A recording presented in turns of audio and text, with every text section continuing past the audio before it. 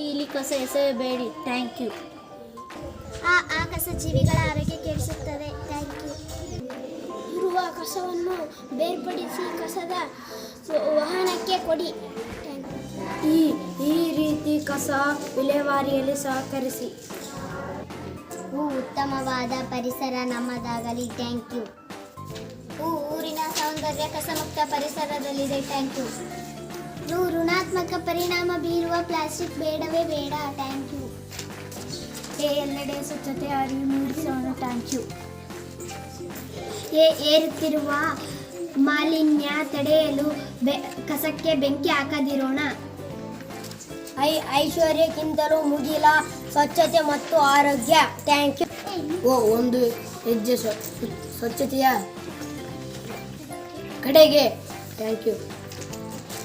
ಓದು ಬರಹದಷ್ಟೇ ಸ್ವಚ್ಛತೆಯೇ ಮುಖ್ಯ. Thank you.